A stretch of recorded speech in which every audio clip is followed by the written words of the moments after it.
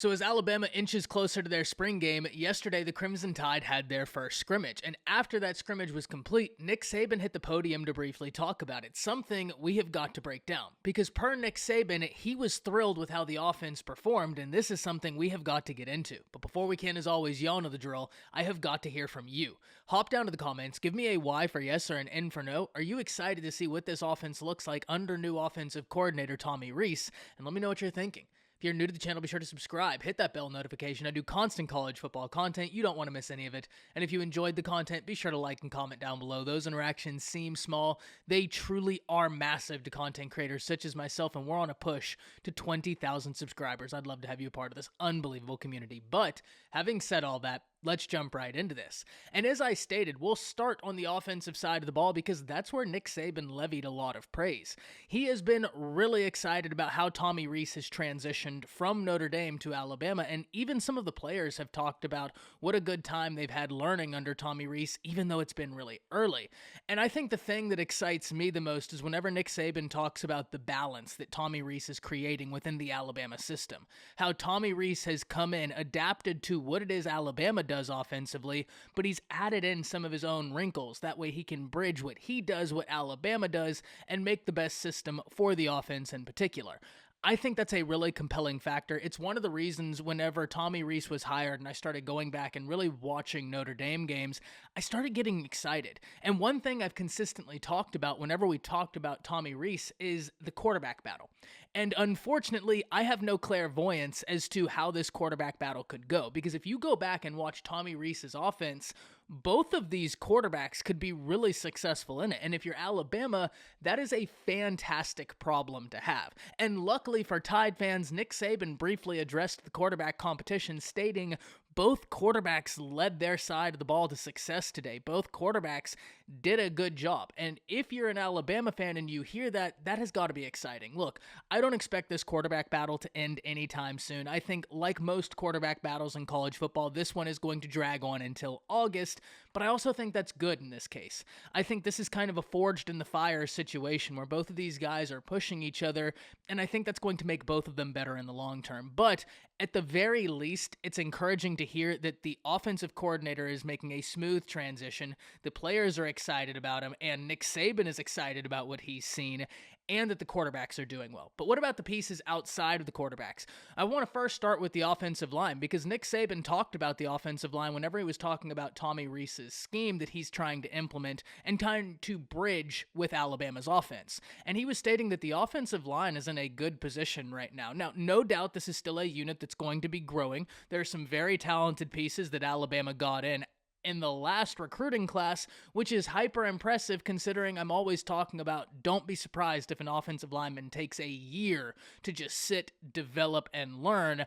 But according to a lot of reports, there are some guys out this past recruiting class that are turning heads already, which is a great thing to hear.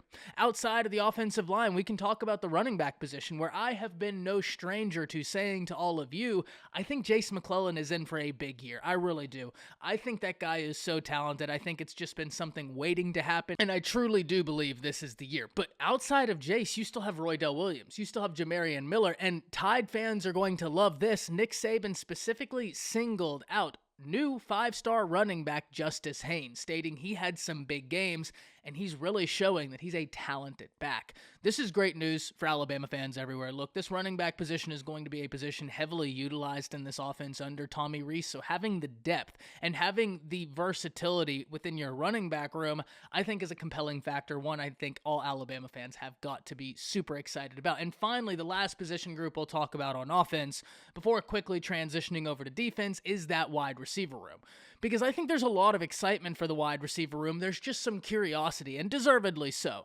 I've been on record for the past year stating I thought that the wide receivers Alabama got last recruiting cycle. And of course, when we're talking about the wide receivers from last year's class, we're talking Kendrick Law, we're talking Isaiah Bond, we're talking Kobe Prentice, Shaz Preston, and a lot of those guys saw healthy reps during the course of last season, something that will help them this season, because now they have that experience. And even outside those younger guys, you're talking about a Ja'Cory Brooks, who Nick Saban levied praise at, saying he continues to develop, and this is a big body wide receiver, someone who I'm really excited to see what he can do this year. You're talking Jermaine Burton, someone who is an experienced presence in this room, and finally the name all of you can't wait to hear about, Malik Benson. And this is a guy that you continue to hear praise laid at his feet, and there is reason for that. He is going to be a true X factor in this offense if I had to guess. But let's talk briefly about the defense, because Nick Saban did say he thought defensively they probably gave up too many big plays, but, and this is an important but, there were some key pieces out on the defensive side of the ball. Per my understanding, you're talking about no Dallas Turner, no Chris Braswell, Deontay Lawson, not there, Kool-Aid McKinstry, not there. The good news is, whenever we're talking about the Alabama defense this year, there's a lot of transition. They lost a lot of guys. We're talking both safeties, both inside linebackers. You're talking some presence on the interior defensive line and Will Anderson. I think having some guys out right now allows for more depth to be developed, and ultimately, if you're Alabama, that's a good thing going down the line. Being able to develop more inside linebackers outside of Deontay Lawson, who many expect to sew up one of those starting jobs anyways, is only going to be better for the health of the Alabama defense as a whole. The same could be said for the secondary without Kool-Aid McKinstry being there. Everybody knows he's going to be cornerback number one. He has been so solid.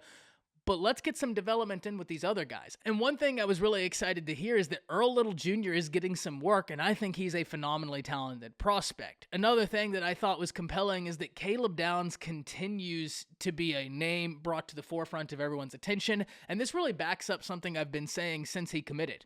I thought he had a case to be the number one player in all of high school football. I truly did. And I think now when we fast forward, that ranking he had of being a top 10 player was more than justified. This guy is a true difference maker, and I know Alabama fans everywhere can't wait to see what he does. Luckily for Alabama fans, though, there's a lot of intriguing talking points on this defense. Not long ago, we talked about the interior defensive line, and per all reports, with what James Smith is doing, that's going to be such a positive shakeup on that defensive line. I think Otis is in for a big year. When I go back and watch Jaheim Otis, I think first and foremost, he's in for a big year. A Boygby coming back to be alongside Otis, I think that's super compelling. And then finally, you have five-star James Smith really showing out. Seems like a positive recipe, but I can't wait to hear from all of you. Hop down to the comments, let me know what you're thinking, let me know what you're excited about, and we'll cover it this next week. That's it. See ya.